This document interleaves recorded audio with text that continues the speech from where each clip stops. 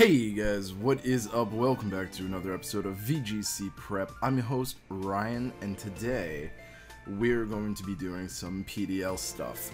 So just before we get into that, just a bit of housekeeping. So just to remind you, today, which is Wednesday, I'll have an upload. Then Thursday, I will have an upload. And then Friday, Saturday, Sunday, Monday, and most likely Tuesday, there will be no uploads. I think this is like the first break where I actually like take off a number of days.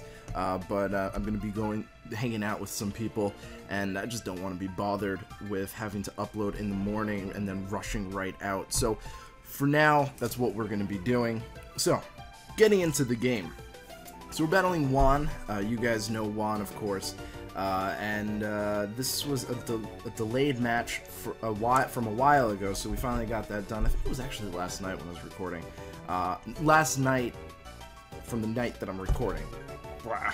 So his whole team was Infernape, Clefable, Melodic, Sableye, Salamence, and Mega Scizor. So, you know, we did change up the rules a little bit a couple of weeks ago. I think it was maybe 2 weeks ago, where if your Mega dies before you Mega Evolve, you don't get penalized for that, no matter how long you stayed out.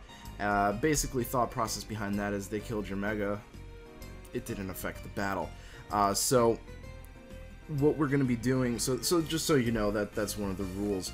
But yeah, so looking at his team, you know, you can see who I brought in the bottom. You know, I was debating between bringing Cacturne, but, you know, he's got the Infernape, the Clefable, the Salamence, potentially, and the Scizor to hit Cacturne, so there's really no reason to bring Cacturne. So looking at his potentials, I was thinking, okay, you know what, Cresselia and Feraligator's probably going to be my best. You know, this way, if he wants to start off with the Infernape, I can get him with Feraligator. Feraligator can pretty much stand pretty well against the Scizor, and I'm pretty sure can 3-hit KO the Clefable. So we're going to start with that. We're also going to bring, I believe I put Mawile and Rotom in the back. The reason I brought Rotom to this whole game is because he has a Amoonguss, and Amoonguss can be a huge problem for me, so I want to bring Rotom for that.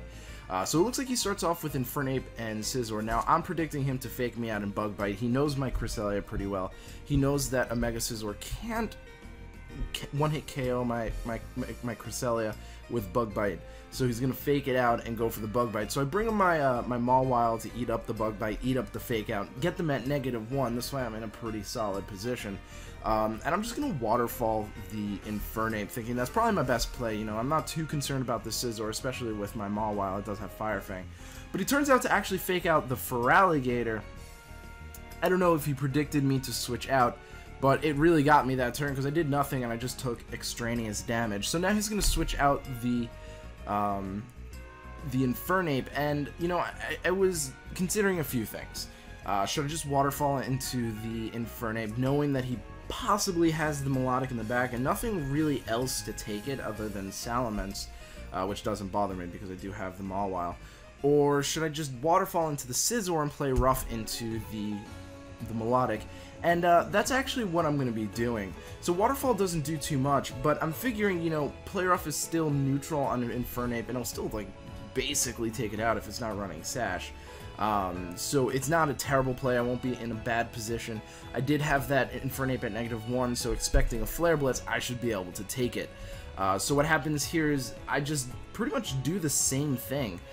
Except I kind of reversed it a little bit. I crunched the Melodic thinking, okay, Crunch might be enough here to take out the Melodic.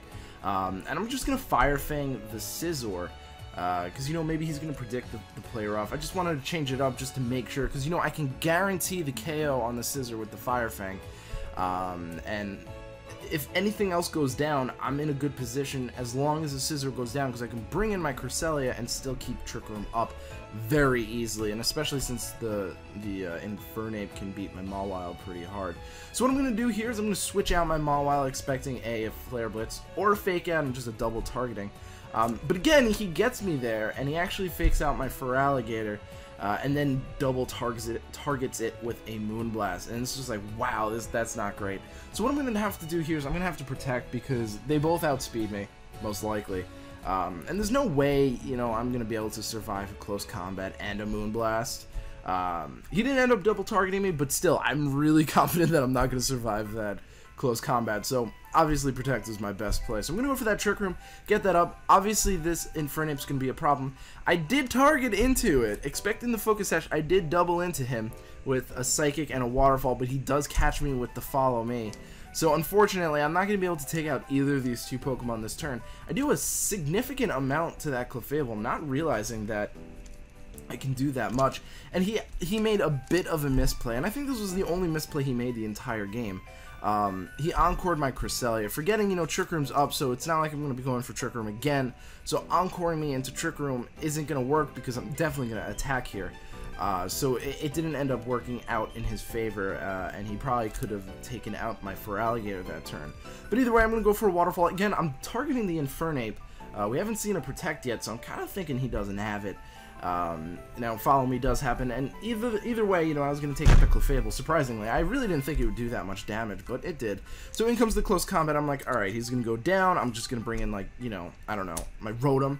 But he actually doesn't take me out, and I'm thinking, I don't understand how is it? It's base 120. Infernape has pretty solid attack, and it's stab. How did that not take me out? I wasn't even at half HP. I was at like 40%.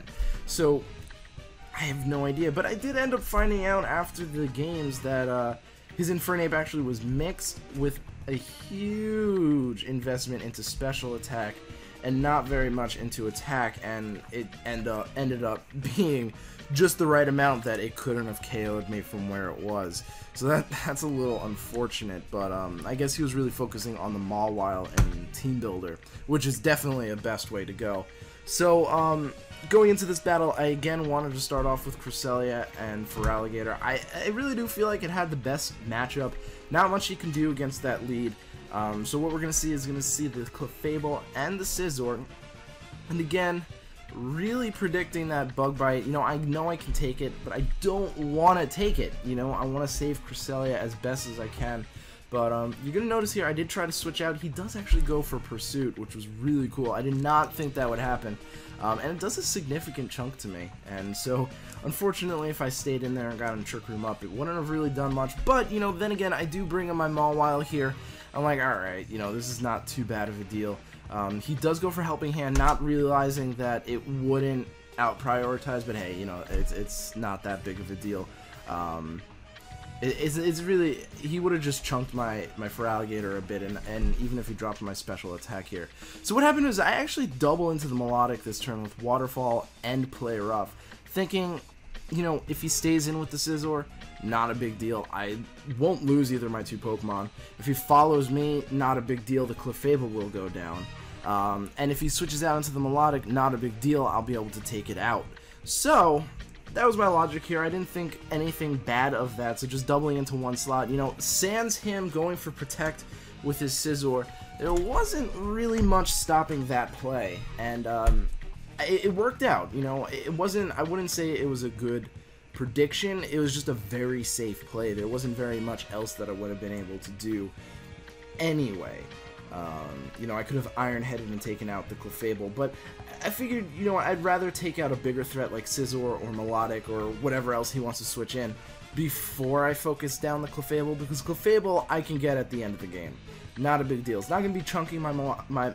Mawile is my win condition, so I'm just going to keep going. So what happens here is, again, I actually Iron-Head the Clefable, Waterfall the Scizor. I figure that's my best play.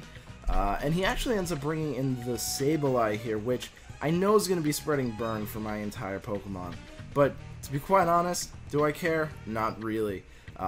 Huge Power is basically a reverse burn, so I'm still at base 105 attack. I should still have plenty of power to one-shot this Sableye, without a doubt in my mind. So I'm going to just do that.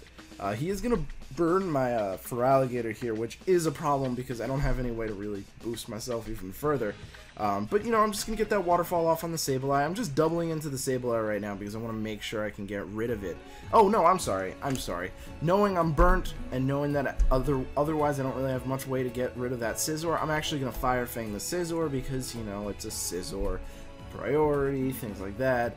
Fire is my best bet, so I'd rather not leave my Mawile to dead, because then what am I going to do? You know, I do have Rotom Heat in the back, so it's not, you know, a huge loss by not doing that, but it's kind of back and forth there. So what we're going to do is we're going to get that Waterfall and the Play Rough off onto the Sableye, and that will be more than enough to finish him off. And yeah, so I honestly, Mawile's kind of gross. It's really powerful. It really like tears through teams that aren't prepared for it. I think he prepared well for it, but bringing that Sableye was not the greatest play, because even burned Mawile's still gonna shred through health and stuff like that. You know, Play Rough hits pretty hard, especially if it's super effective. So all in all, I think it was a pretty good play. I honestly think like those fake outs in the beginning really got me. I was not expecting those, because I figured, you know, my Cresselia is obviously going to be the hardest thing on my team to take down. Mawile, you just hit it with a fire move, it's gone. For Alligator, well, I don't think he really had anything specifically to take it out. It's not, you know, uber bulky. But yeah, so thank you guys so much for watching. I really do appreciate it, and I hope to see you guys at the next episode. Peace.